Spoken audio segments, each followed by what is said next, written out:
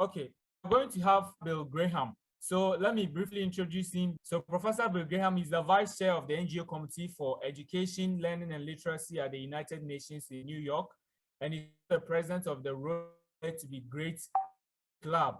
So we're going to hear his motivational speech right now. So here we go, Professor. Good afternoon. My name is Bill Graham. As was mentioned, I'm also the president of the Rotary Dare to Be Great Global E-Club. We're a business and civic leaders from around the world that seek to be of the greatest service to the greatest number of people in our community called Earth by creating extraordinary opportunities for young people to do more with their lives than they or their parents or teachers ever dreamed possible.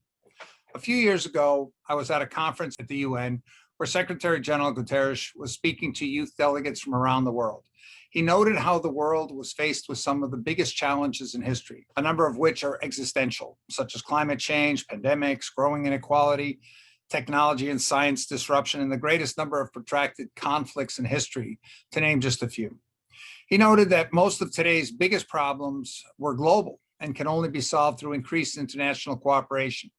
He added, however, that exactly at this time of urgent need for more international cooperation, for more multilateralism, more and more people around the world were turning their backs on international cooperation and institutions. He said that his generation, my generation, had failed to convince the masses of the urgent danger of current problems and that multilateralism was a prerequisite for effectively addressing today's global problems, and that it was therefore now up to the younger generations to bring about the global mindset needed to effectively take on the world's biggest problems. Your generation has a choice. You either take ownership of your future or you'll have to live with whatever the older generations leave behind, which is not looking very good. You may wonder what you can do to change the world, but you can't let that stop you from trying. As I mentioned, Rotary is made up of business and civic leaders from around the world. I've often spoken at Rotary Club meetings where I'd ask who among the attendees had ever raised $1 million or more for a cause and never had a hand raised. I'd then ask how many had ever even tried to raise $1 million. Again, no hands. I'd then ask how many believe they could right now go and raise $1 million. No hands. Finally, I'd ask how many had ever given serious thought as to how they might raise $1 million. Still no hands. My answer is, if you've never tried to raise $1 million and you've never even given serious thought as to how you might raise $1 million, how do you know you can't? In other words, too many people are so intimidated by big challenges that they never even try to think about how they might solve them. But if we don't try, there's no way we can succeed. Is raising $1 million too big a goal? Is it unreasonable to think that people might think about how to raise $1 million? It'd be interesting to know what Talia Lamond would say about that. Talia was 10 years old in 2005 when Hurricane Katrina hit the Gulf Coast of the United States. She was very bothered by the pictures on TV and all the people suffering from Katrina. She got a bunch of 10-year-old friends together and they got some more 10-year-olds to join them, and they decided to do something about it. They decided that they would raise $1 million for the victims of Katrina. Some adults reacted with, yeah, 10-year-olds, to which they responded, no, we're serious, and we plan to do this by this date. Well, that date came and went, and they didn't raise $1 million. They raised $10 million. This resulted in lots of media attention, to which Talia responded, what's all the fuss about? Any random kid could have done it. You just got to try. To prove her point, she went home and she raised $10 million again. I guess she never got the word that raising millions of dollars is impossible, especially for someone so young. Or maybe she just realized that the only thing that's truly impossible is that which is not attempted. I noted earlier that Secretary General named several really big challenges that the world is facing that need to be solved.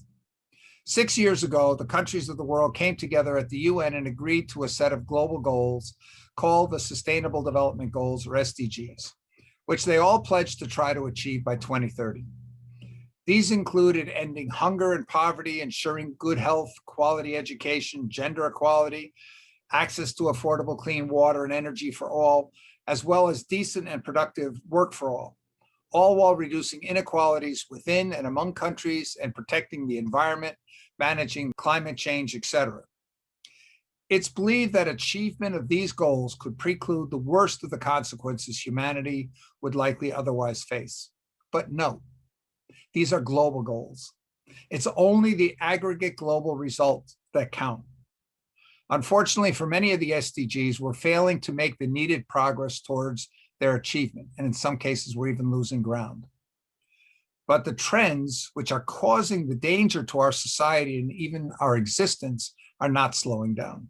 Climate change, disruptive technology, inequality, etc., continue, and in some cases are even accelerating. Rotary consists of some 35,000 local clubs of business and civic leaders, plus some 30,000 affiliated Rotaract and Interact youth clubs, who together perform hundreds of thousands of service projects every year to make a positive difference in the world. And there are many more organizations such as Lions, who do hundreds of thousands of more projects each year. The bottom line is that hundreds of thousands of grassroots efforts are failing to achieve the needed aggregate results. Too many people are doing good things and thinking if only everyone else would just do their part, that we would achieve the needed aggregate results. While independent grassroots efforts have typical problems of limited expertise, duplication of effort, reinventing of the wheel, the biggest problem is the fallacy of believing that it's enough for one to do their share in solving part of the problem and expecting others will make up the difference. This is usually a false and occasionally a fatal assumption. What does it mean when all our efforts are failing to achieve the needed results? Einstein supposedly said, repeating the same thing over and over, expecting different outcomes, is the definition of insanity. If what we're doing is not achieving the needed results, we need to find different approaches. This takes us back to the fact that so many people are unwilling to think beyond what they believe they can do. Some use their hands to help a few. Others use their heads to mobilize many to help many more. It's human nature to focus on what's local and in front of ourselves. Even in our movies, we more easily identify with the soldier who undertakes heroic actions to save their comrades than the generals in some safe office who's planning the strategy for the war. However, it's the actions of those generals that generally determine the outcomes of the battles and wars. Sergeants and other leaders in the trenches are operational leaders, just as our managers of bank branches, local stores, etc. The bottom line is that we need more strategic leaders. We need less people thinking like sergeants and more thinking like generals. We need more people thinking beyond what they can do with their hands to help a few to how they might mobilize many more to help many more. Michelangelo said, the problem for most people is not that they set goals too high and fail, but that they set goals too low and succeed. This is what leads to sayings like, don't bite off more than you can chew. In our club, members have agreed that we need to set our goals based on what's needed without regard for whether or not we think we can do it, and then strive to find ways of achieving those goals. We believe it's when we strive to find ways to do what we don't know how to do that we grow the most. Some 60 years ago, US President John F. Kennedy inspired a nation when he said the US would put a man on the moon in 10 years. Most forget that just a few sentences later, he said, we don't yet know how we're going to do it, but we're going to do it anyway. We have to take those most serious problems the Secretary General mentioned and set the goals that are needed without regard for whether or not we know how to achieve them, and then strive like crazy to seek ways of achieving them. How big are the problems? When we look at many of the SDGs in developing countries, we quickly see that it's completely unrealistic to expect a country with only a small fraction of the per household GDP of developed countries to be able to sustainably address the problems of hunger and poverty, or to provide health and education services, or affordable access to clean water and energy, or transportation, communication, and sanitation infrastructure comparable to developed countries. This means closing the economic gaps between developing and developed countries and among communities within countries is a prerequisite to sustainably achieving the SDGs. At the same time, we recognize that it will not be possible to sustainably close the economic gap between countries if we don't sustainably close the gap in human productivity, i.e., the education gap. In other words, we need every child in developing countries to have the same competitive education striver mentality and be willing to study as hard as students in Singapore, South Korea, and China. That's the challenge. How do you mobilize your entire population to be devoted to getting students putting in 10 to 12, 13 hours a day? Because that's what their competition is doing, and that's what it will take. That is a daunting task, especially in many rural areas where the access is still a problem. But that's what's needed. To do anything less is destined to fail.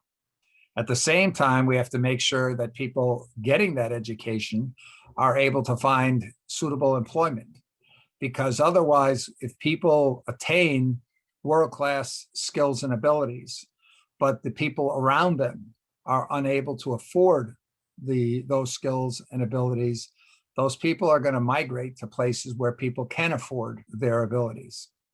So we have to make sure that the economic gap is closed at the same time. Again, daunting. How do we achieve in some cases, 20 times per household GDP? That's what's going to be needed. But if we don't try, for sure we can't achieve it. Many see these as the responsibility of governments. But what if the governments don't do it? Others say, you're crazy. How can you set such goals? These are ridiculous. You can't do that. Steve Jobs said, those who are crazy enough to think they can change the world are the ones who do. Why? Because it's those who believe they can. They're the ones who try. And without trying, there can be no success. Remember the words of 10-year-old Talia Lamad. Any random kid could have done it. You just got to try. And remember, the only thing that is truly impossible is that which is not attempted. Finally, one more quote. If not us, then who? If not now, then when? Thank you. Dare to be great. Thank you very much, Professor Graham.